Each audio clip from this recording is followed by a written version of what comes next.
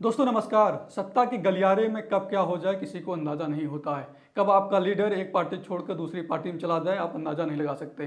पता चला सुबह आप सो के उठे हैं, आपका लीडर एक पार्टी में था, दूसरी पार्टी ज्वाइन कर लेता है। जिसको जहां जो कुछ मिलता है वो लीडर उसकी तरफ भाग जाता है।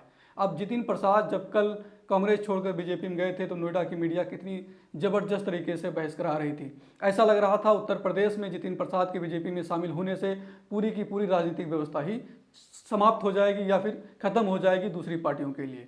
लेकिन जितिन प्रसाद को कितने लोग जानते थे ये नोएडा की मीडिया नहीं बता रही थी। उनका जो बेस था उनके पिताजी के ऊपर था, ये भी नोएडा की मीडिया नहीं बता रही थी। आज टीएमसी के एक बड़े नेता, हम टीएमसी के बड़े नेता इसलिए कह रहे हैं क्योंकि ये टीएमसी से बीजेपी में गए थे, बीजेपी से फिर वापस टीएमसी में चले गए हैं, जिनका नाम है मुकुल रॉय।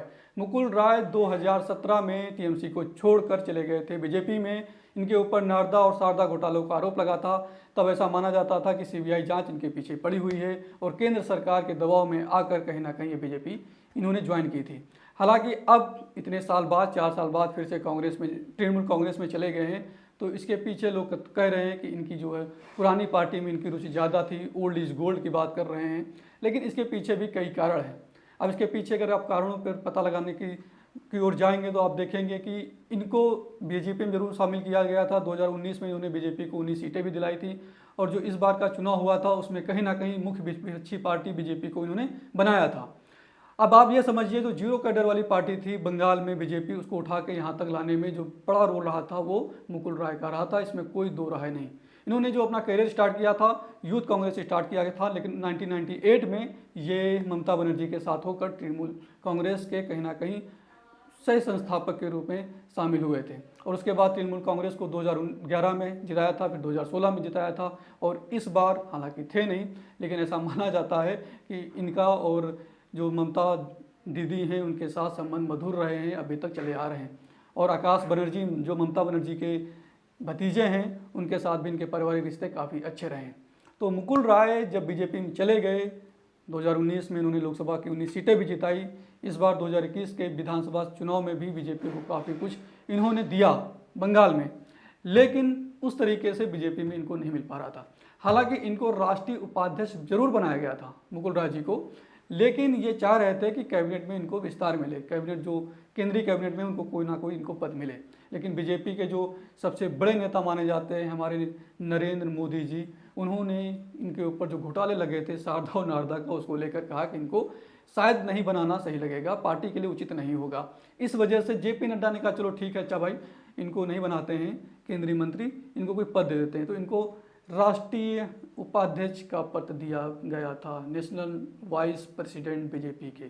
अब सोचिए कि एक जो केंद्रीय पार्टी, इतनी बड़ी पार्टी है जो कहती है कि दुनिया की वो सबसे बड़ी पार्टी है, उसके पास पता नहीं कितने करोड़ कार्यकर्ता हैं, उसका एक राष्ट्रीय उपाध्यक्ष पार्टी छोड़ के चला जाता है और मीडिया में खामोशी रहती है, लोग चर्चा नहीं करते हैं, लोग ये नहीं कहते हैं कि बीजेपी को बड़ा झटका लगा है। बीजेपी को वाकई में बड़ा झटका लगा है और ममता बनर्जी ने एक जो खेला हुआ पहले चल रहा था अभी भी चला रही हैं। तो कहीं ना कहीं ममता बनर्जी और मोदी जी में जो टकराव की एक स्थिति आई थी चुनाव के पहले और चुनाव के बाद, जब अभी मानसून आया था उस समय भी हुई थी, वो अब लगातार और बढ़ती जा रही है। जिस प्रकार से मुकुल रॉय आ जाए हैं, हो सकता है कि 33-34 विधायक जो बीजेपी के वो भी चले आएँ और पार्टी जो एक कैडर मजबूत कर रही थी वेस्ट बंगाल में वो फिर से जीरो की तरफ चली जाए और जो मुकुल रॉय हैं वो तृणमूल कांग्रेस में आने के बाद इस पार्टी को और आगे ले जाएं। तो कहीं ना कहीं बीजेपी के लिए एक बहुत बड़ा झटका है ये।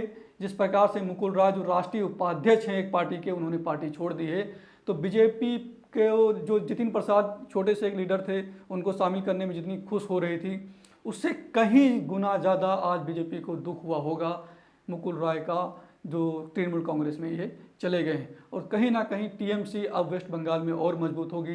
शायद हम लोगों को जो अगला चुनाव जो 26 में आएगा विधानसभा का, वो बीजेपी वर्सेस टीएमसी देखने को ना मिले, फिर से दूसरी जो पहले वाली स्थिति थी वही आ जाए कि टीएमसी वर्सेस लेफ्ट की जो पार्टियां हैं कांग्रेस मिलकर लड़ें और मुख्य विपक्षी पार्टी बीजेपी की जगह लेफ्ट और कांग्रेस हो जाए। तो कहीं ना कहीं इसका जो राजनीतिक दूरगामी कह सकते हैं एक हिसाब से पहलू है, बहुत लंबा जाएगा। उत्तर प्रदेश के चुनाव आने हैं, वहाँ पर भी इसका असर देखने को मिलेगा। पंजाब में है, वहाँ पर इसको असर देखने को मिलेगा।